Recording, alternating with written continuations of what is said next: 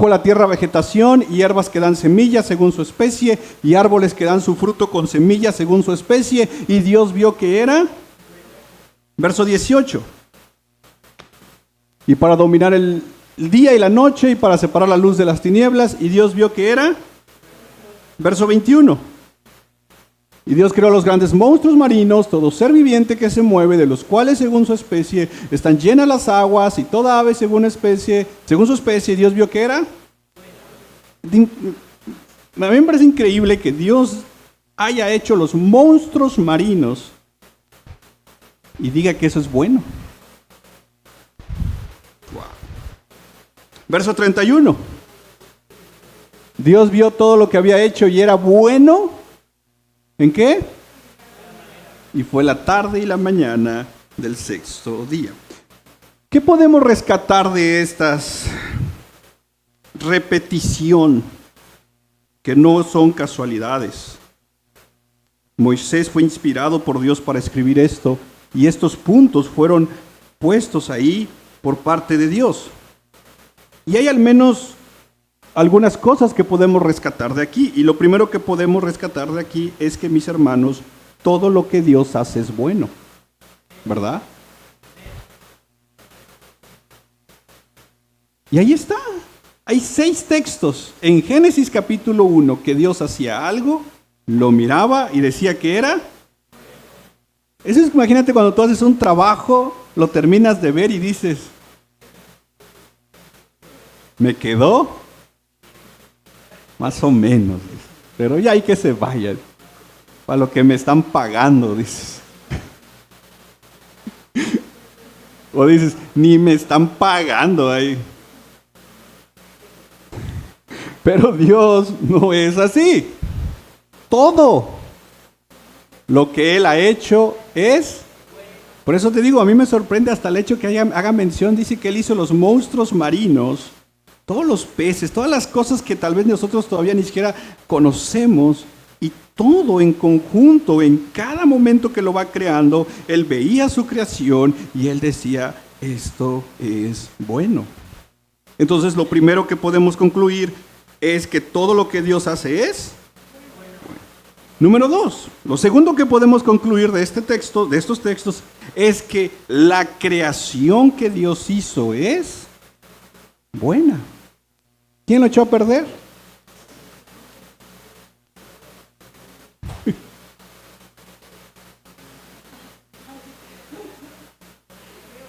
Pobrecitas tortugas hoy, ¿no?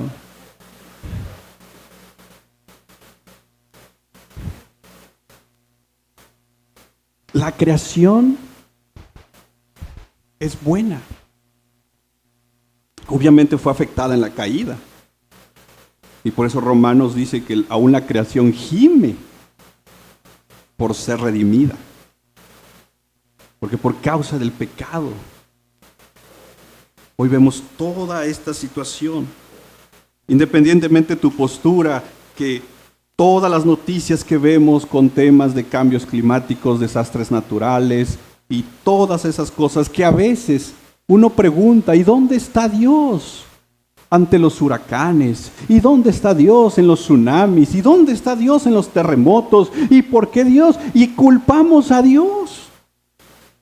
Cuando en Génesis 1 se nos dice que la creación era buena. Todas las causas que vienen después fue por causa del pecado. En últimas instancias, los terremotos y todos los desastres naturales son después de Génesis 3. Porque no vemos ningún huracán, ningún terremoto en Génesis 1 y 2. Vemos que todo lo que Dios había hecho era bueno. En tercer lugar, lo que aprendemos de acá es que el diseño de Dios, en este caso específicamente con el hombre y la mujer, el diseño de Dios es bueno. Lo que Dios hace es bueno, la creación es buena, y Dios diseñó al hombre y Dios diseñó a la mujer, y esos diseños son buenos. vuelvo a repetir, que hoy en día queremos hacer X cantidad de cambios, eso es después de Génesis 3. Pero el diseño divino es bueno. Otra cosa que podemos rescatar acá, y puedes poner Génesis 2:24, por favor, hermano. Por tanto, el hombre dejará a su padre y a su madre y se unirá a su mujer y será una sola carne. Otra cosa que podemos rescatar acá antes de la caída es que el matrimonio diseñado por Dios entre un hombre y una mujer es bueno. Porque este es el diseño dado por Dios. Que hoy ha sido tergiversado, esa es otra cosa. Que hoy han querido decir que el matrimonio es una construcción social, eso es mentira, está aquí, antes de la caída, antes del pecado mismo que entrara por Satanás. Hay un matrimonio, ahí está la primera boda llevada a cabo, y Dios está bendiciendo esa unión con un hombre y una mujer. Por lo tanto, el matrimonio, por ser un diseño de Dios entre un hombre y una mujer, es bueno. Y obviamente tenemos el diseño de hombre y mujer, tenemos el matrimonio, el diseño de la familia, la estructura de la familia es bueno.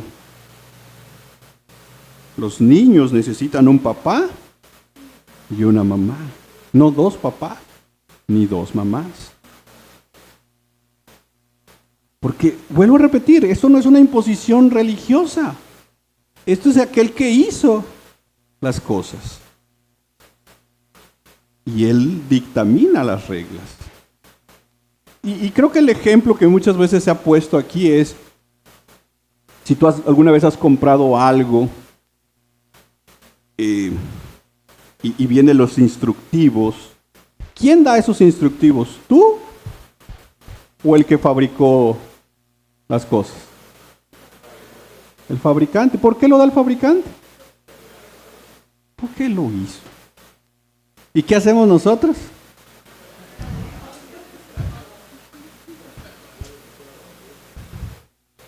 Tíralo, dice. Ya vi un tutorial. ¿Verdad? Y esa en esencia es el pecado.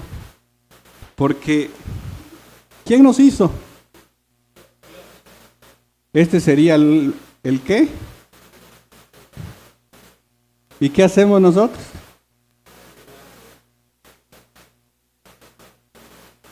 Yo sé cómo hacer las cosas así. Entonces, la próxima vez que compres algo y no veas el instructivo, dices, es mi pecado el que no quiere ver ese instructivo.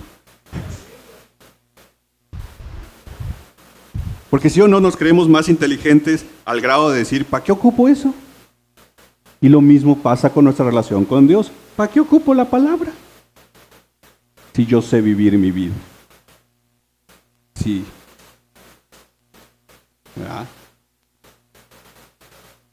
Pero antes de Génesis 3 lo que Dios hizo es bueno. Y esto es importante cuando evangelizamos.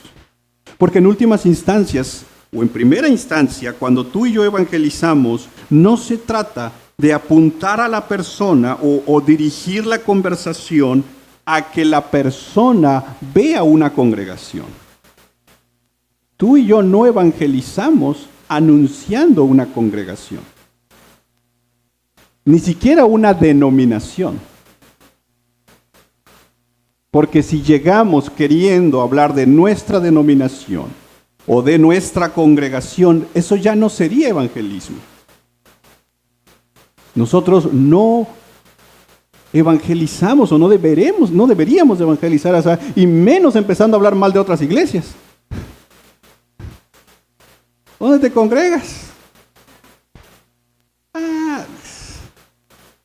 Y empiezas, ¿no? Ese no es evangelismo. Dios no nos llamó a evangelizar hablando de nuestra congregación. Si Dios permite que se congreguen acá, gloria a Dios. Si no, por X o Y, buscaremos alguna congregación donde se puedan congregar. Al final de cuentas, nuestra prioridad es predicar de Cristo y que el Señor los salve. Y esto tiene que revolucionar muchas veces nuestra mentalidad de evangelizar, porque yo me he topado con personas que antes de evangelizar te preguntan dónde vives. Y si la ubicación geográfica está lejos del templo, ya no te evangeliza. Conocí a unas personas que decían que ellos no van a predicar al hospital. Y le digo, ¿y por qué?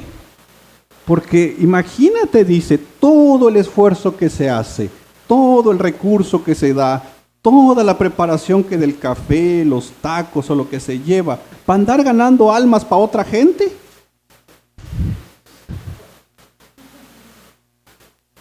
Pero hermanos, muchas veces podemos caer en eso. Nosotros no somos llamados a hablar en primera instancia de nuestra congregación. Nosotros somos llamados a hablar de aquel que es bueno. Dios es bueno. De aquel que lo hizo todo bueno. Y cuando comenzamos ahí, cuando empezamos en el elemento de lo que Dios estableció como bueno, la misma conversación puede guiarte entonces a poder presentar el Evangelio. Porque mis hermanos, creo que fue C.S. Lewis que decía, ¿cómo sabes tú que una línea está torcida? Y la respuesta es porque conoces una línea recta. De hecho, vamos a hablar un poquito el domingo de esto porque Dios le muestra a Amós una plomada de albañil. Y esa rectitud es la que iba a comparar e iba a medir todo lo demás. Lo mismo pasa cuando evangelizamos. Las personas pueden preguntarse, ¿y dónde está tu Dios cuando vemos tantas cosas? ¿Y dónde está Dios ahorita que escuchamos las noticias acá en nuestro estado? ¿Y dónde está Dios cuando escuchamos esto, cuando escuchamos lo otro? ¿Y dónde está Dios cuando yo más lo necesité? Y nuevamente tenemos que empezar con el Edén, con el principio. Y en el Edén todo era bueno. Y eso conecta entonces a poder hablar de lo que sucedió en Génesis capítulo 3. ¿Qué pasó en Génesis capítulo 3? Porque cuando tú puedas estar evangelizando, las personas te digan, me estás hablando de un Dios bueno, pero nada de lo que veo alrededor se ve bueno. Sí, es cierto. Porque en Génesis capítulo 3 entró el pecado. Y con el pecado hay por lo menos 3 cosas que cambiaron. Lo primero está en Génesis capítulo 3, verso 1. Mira lo que dice. La serpiente era más astuta que cualquiera de los animales del campo que el Señor Dios había hecho. Y dijo a la mujer, con que Dios les ha dicho, no comerán de ningún árbol del huerto.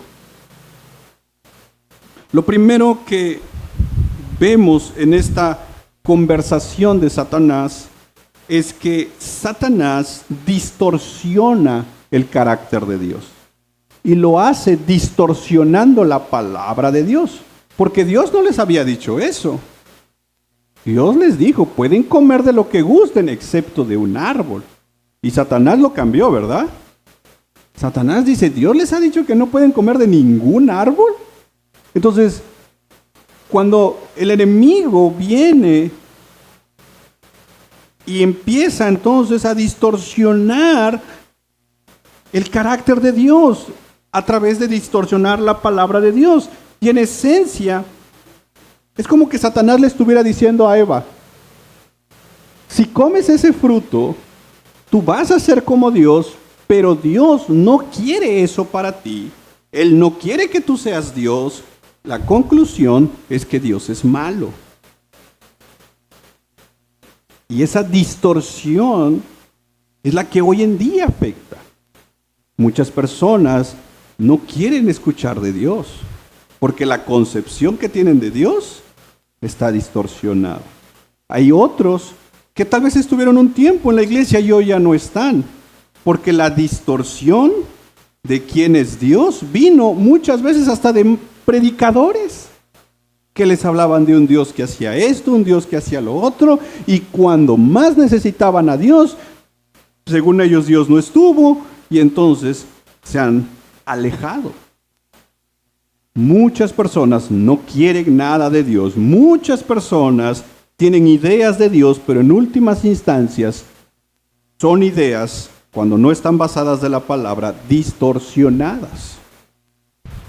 Y tal vez alguna vez tú has hablado con alguien que no es cristiano y le puedas preguntar, oye, para ti quién es Dios? Y te sacan un rollo, así de, no, dice, leí un libro de la Cábala, no sé cómo se llaman esos libros, o de la sabiduría egipcia. No, dice, ahí en el 5 de mayo los venden, dice. 10 pesos, dice. Tanta sabiduría de los egipcios a 10 pesos.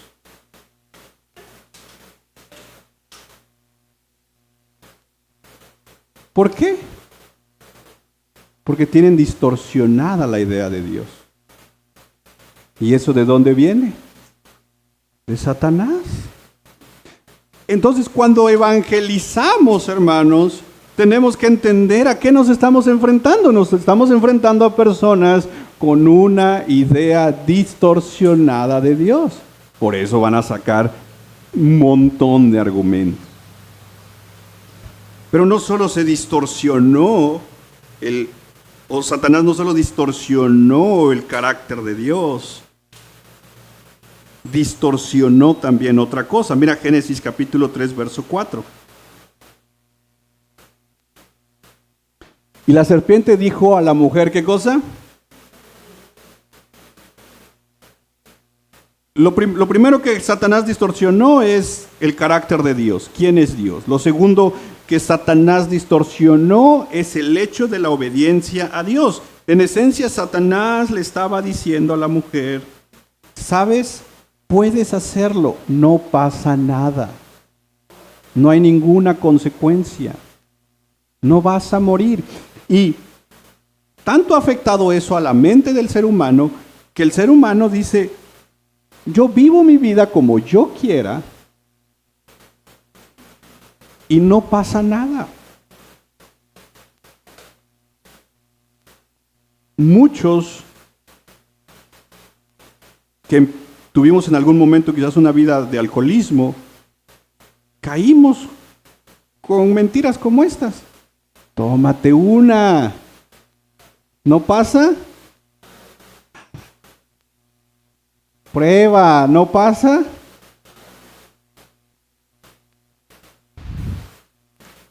Y eso sigue hoy en día afectando al ser humano, haciéndole creer que sus acciones no tienen consecuencias. Es más, algunos hasta se alientan diciendo, ya viste, no me pasó nada. Es más, hasta bien me fue. Hacen negocios turbulentos, ganan un buen dinero y dicen, mira, bien me fue.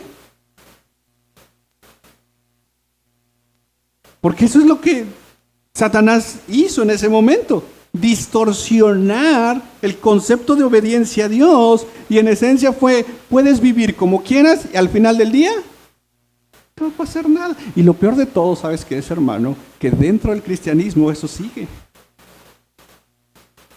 Puedo hacer lo que yo quiera, al final del día, el domingo pido perdón.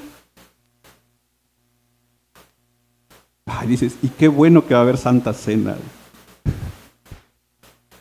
Cuando tengo distorsionado el concepto de obediencia. No, yo ya no estoy bajo la ley. Estoy bajo la gracia. Sola gracia.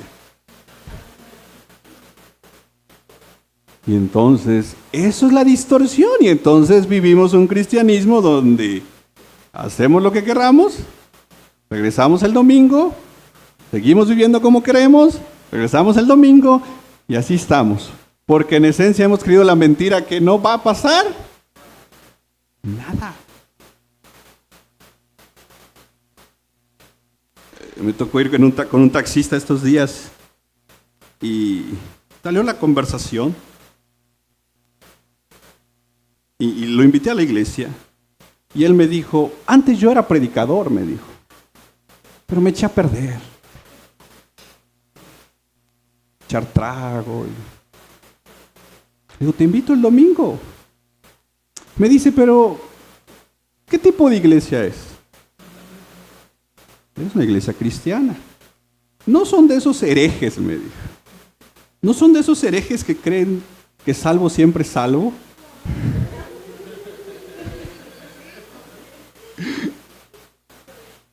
Le iba a decir, bájame aquí, le iba a decir. Le digo, no. Somos peor. No, le digo, déjame explicarte que el cristianismo, si realmente el Espíritu Santo está contigo, va a moverte a la santidad, a la obediencia de su palabra, no al descuido de ella. Amén, me dijo todavía. Pero iba a echar trago ese día, me dijo. Pero no es hereje. Eso sí. Lo importante es que dice, soy borracho, pero no soy hereje. Eso es lo más importante. Si me voy a ir al infierno por borracho, pero que no me vaya por hereje. Pero es que esta es la distorsión y a esto nos enfrentamos cuando evangelizamos. Pero si vivo una vida bien, no hay ninguna consecuencia. Puedo hacer esto, puedo hacer aquello. No pasa nada. Por eso las personas no quieren nada de Cristo, porque ellos creen que pueden seguir viviendo como están y al final del día no pasa. Miren, les voy a platicar algo aquí entre nos. Cuando yo no era cristiano tenía esta idea. Entendía un poquito el hecho de la salvación, por así decirlo, y tenía esta idea, que le iba yo a hacer como el ladrón que estaba en la cruz, que en el último momento antes de morir, iba yo a pedir perdón, me iba a arrepentir, y eso me iba a asegurar la salvación. Yo ya lo tenía solucionado. Poder vivir una vida creyendo que no hay ninguna consecuencia y justamente un día, antes de morir, porque según mi filosofía de vida sabía cuándo me iba yo a morir, y entonces momentos antes, ni siquiera un día antes, momentos antes. Un día empezamos a tomar con unos amigos en la universidad. Agarramos una camioneta de Comitán a San Cristóbal. A los pocos kilómetros la camioneta sale de la carretera. La camioneta dio muchas vueltas y todos terminamos allá en un barranco.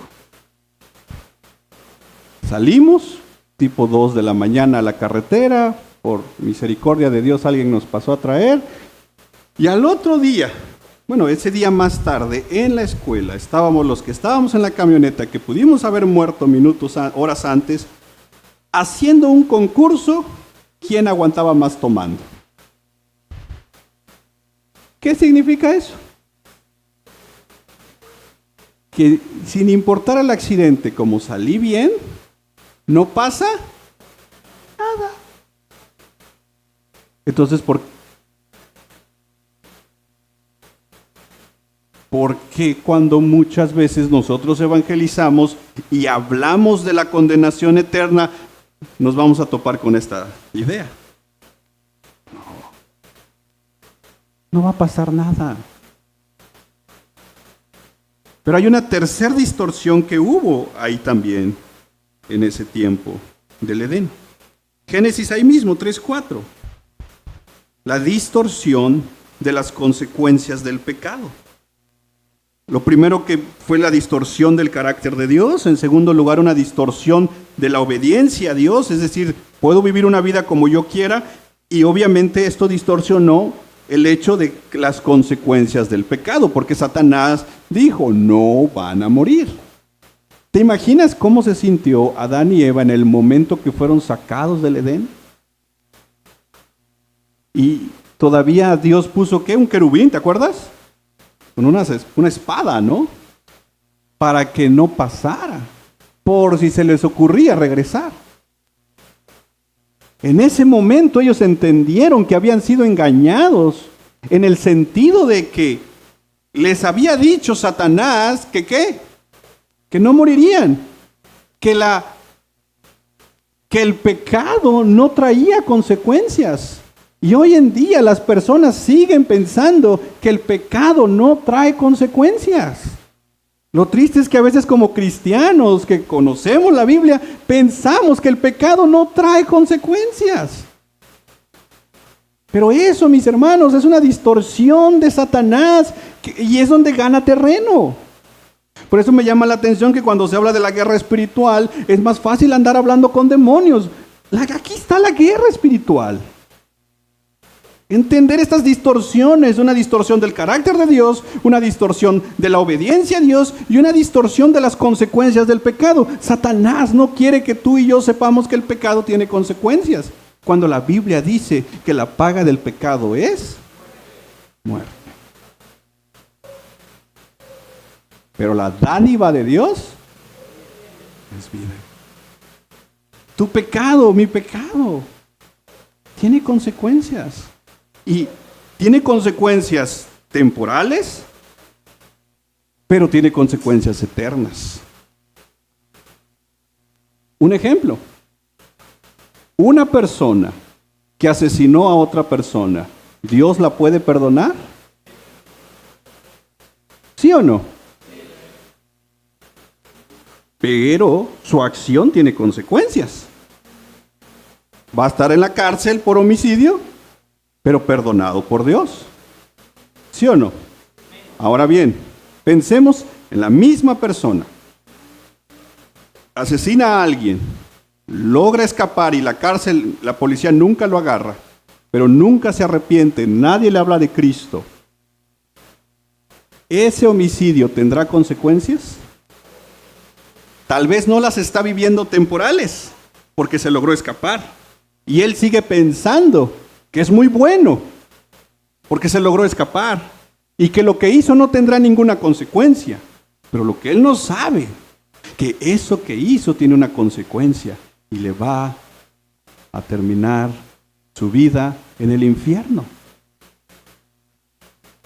Y uno pudiera decir, pero yo nunca he asesinado a nadie. Sí, pero el orgullo, la mentira, el chisme está a la misma altura del homicidio. Y regresando un poquito a la enseñanza del miércoles pasado, ¿cómo vamos a llegar y le vamos a decir, hey, ¿has matado a alguien? ¿Qué te va a decir la mayoría? Y te dicen que sí. Mejor regreso al ratito, le dicen.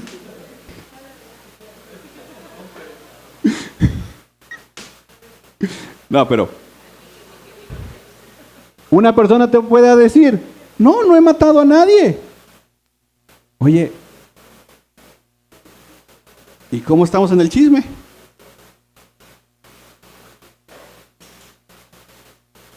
Es más, rara vez una persona va a reconocer que es chismosa. O tú conoces a alguien que diga, me encanta el chisme.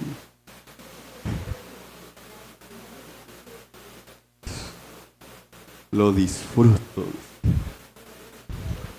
Lo busco. Tengo 20 perfiles en Facebook.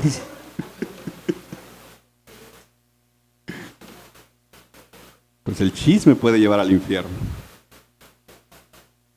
Pero el chismoso, ¿qué piensa? ¿Que no pasa? ¿Puedo andar hablando mal de mi hermano? ¿Diosito? No, Diosito no. Diosito, por un chisme. La mentira. ¿Qué decimos? ¿Es una mentira? Y es curioso porque le llamamos mentira piadosa o mentirita blanca.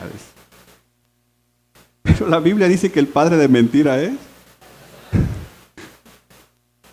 Entonces, cuando yo digo es una mentira piadosa, estoy diciendo que Satanás es. ¡Qué herejía! Ese sí, porque cuando decimos una mentirita blanca y la Biblia dice que el padre de mentira es Satanás, entonces Satanás es.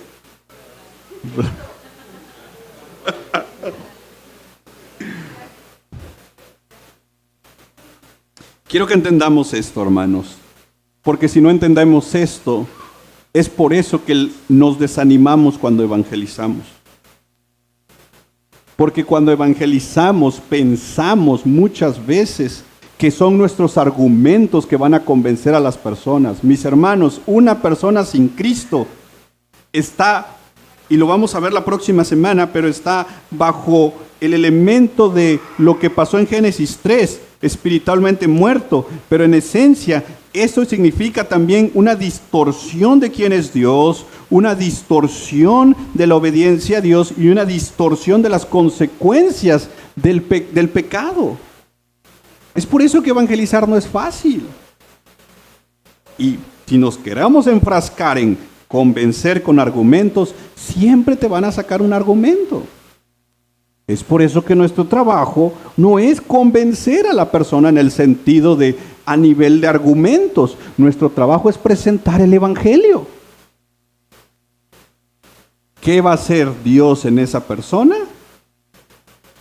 A Él le corresponde, no a nosotros. Nosotros nos corresponde hablarles del Dios y un Dios que es bueno. Por eso la urgencia del evangelismo, en el sentido de que no anunciamos una congregación, no anunciamos un evento, no anunciamos o a un pastor, no, nosotros anunciamos un mensaje que restaura lo que se perdió en el Edén.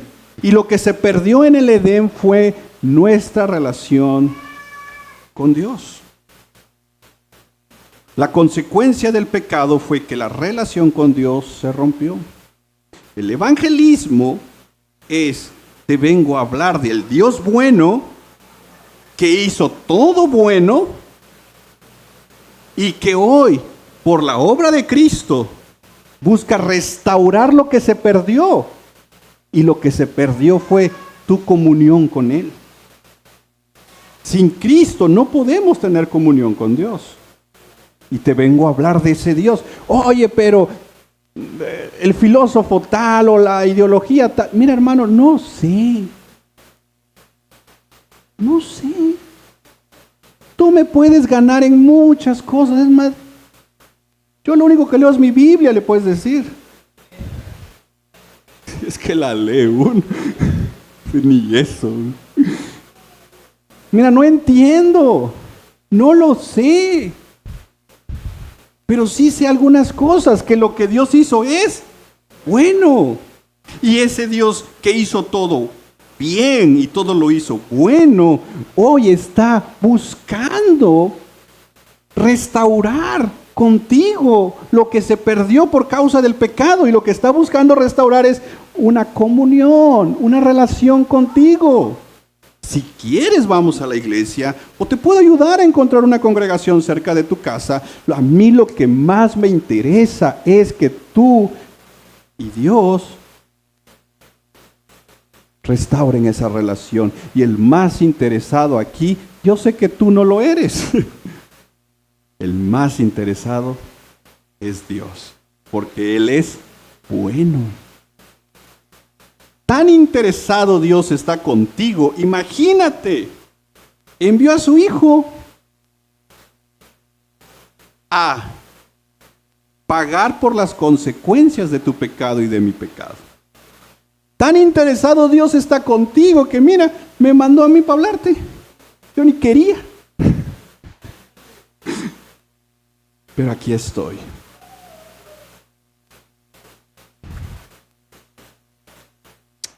Apocalipsis capítulo 21. Y con esto quiero ir concluyendo. Porque empezó todo en Edén. Y todo terminará como empezó. Pero con cielo nuevo y tierra nueva. Mira el verso 1. Apocalipsis 21:1.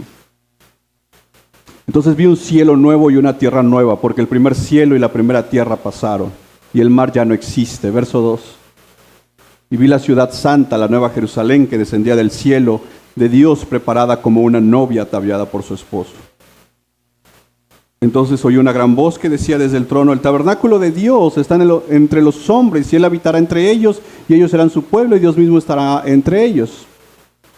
Él enjugará toda lágrima de sus ojos. Ya no habrá muerte, no habrá duelo, no habrá clamor, dolor, porque las primeras cosas han pasado. El que está sentado en el trono dijo: yo hago nueva todas las cosas, y añadió: escribe, porque estas palabras son fieles y verdaderas. También me dijo: hecho está, yo soy el alfa y el omega, el principio y el fin. El que tiene sed, yo le daré gratuitamente de la fuente del agua de la vida. El vencedor heredará estas cosas, y yo seré su Dios, y él será. Es a esto que invitamos cuando evangelizamos. Este es el propósito de que un día estemos en esa ciudad celestial.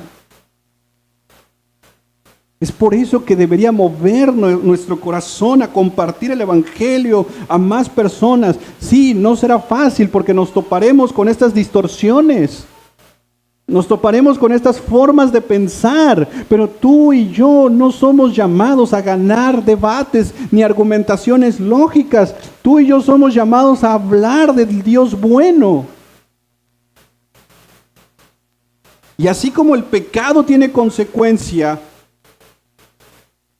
el aceptar la oferta de Dios gratuita de salvación también tiene consecuencia, y la consecuencia es que un día estaremos ahí. Vale la pena ser cristiano, vale la pena seguir adelante y vale la pena compartir esto con más personas. El evangelismo es un recordatorio que somos creación de Dios. Pero sin Cristo, solo somos eso. Sin Cristo, todos los seres humanos son creación de Dios. Con Cristo, somos hijos de Dios. Y esa es la buena noticia. Cristo vino a restaurar lo que se perdió en el Edén. Y hermanos, este Dios tan glorioso, este Dios tan hermoso, que nos ha prometido esto, de una manera que en lo personal yo no la entiendo, y para mí es un misterio, ha decidido este Dios poderoso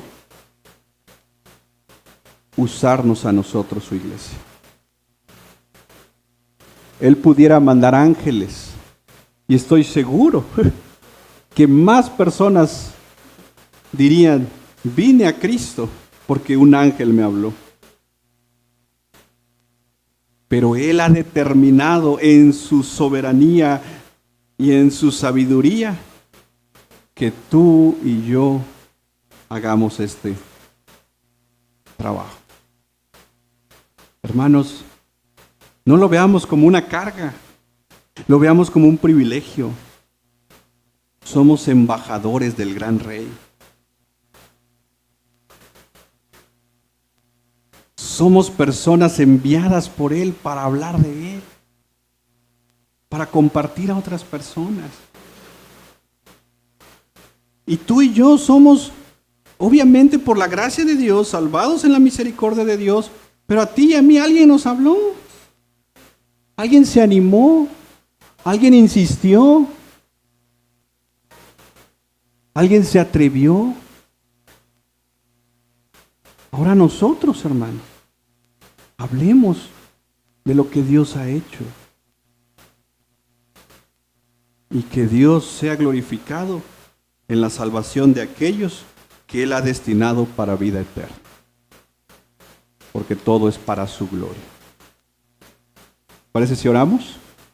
Y en esta oración me gustaría que oraras por una persona que no conoce a Cristo y que pueda ser que en estos días tú puedas hablarle de Cristo. Ora por alguien que no conoce a Jesús para que tú puedas hablarle. Padre, en el nombre de Jesús te damos gracias por inquietarnos en un tema que creo yo, Señor, muchas veces fallamos, y es el de evangelizar. A veces, Señor, queremos llenar nuestra mente de tantos conocimientos para que tener las respuestas a las preguntas que las personas nos pueden hacer, pero en ese tenor dejamos de hacer lo más importante, que es hablar de ti, Señor. Padre, ayúdanos a compartir de ti, del Dios bueno, que todo lo que hizo lo hizo bueno. Y ayúdanos a decirle a las personas lo interesado que tú estás en ellos. Y que ellos puedan venir, Señor, en arrepentimiento. Padre, convénceles de pecado, Señor. Convénceles de justicia y de juicio. Y danos la oportunidad estos días de hablarle de ti a esa persona. Vamos, iglesia, tú conoces a alguien, yo sé que conoces a uno o dos o no sé a cuántos. Toma el momento para orar por esa persona.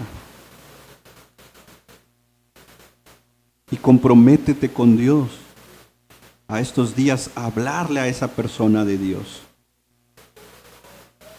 Como alguien decía, hoy háblale a Dios de esa persona y mañana háblale a esa persona de Dios.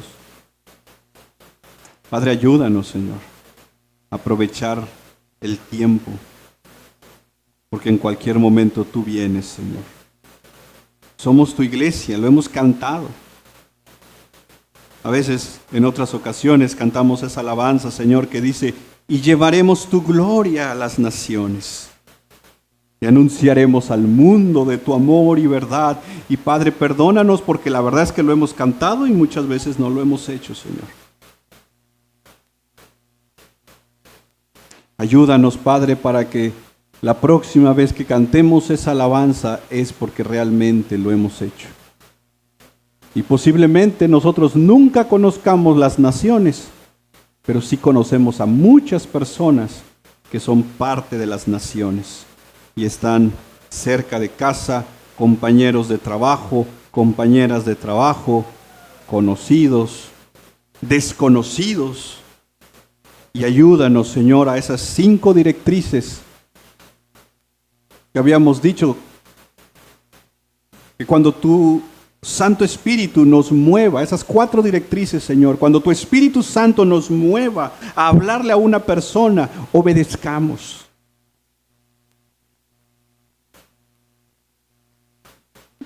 Que aprovechemos por lo menos 5 minutos. Si estamos con una persona, que aprovechemos 5 minutos para compartir de ti, Señor.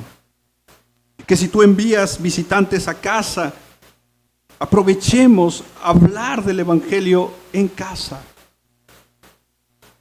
Y que no nos quejemos ni nos enojemos si en un día tú desvías nuestros planes.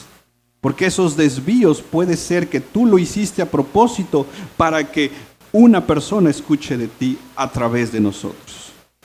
Ayúdanos a que estas 4 directrices las podamos poner en práctica, Señor, y que tu nombre sea glorificado. Te lo pedimos todo esto, Señor, en el nombre de Jesús. Amén y amén.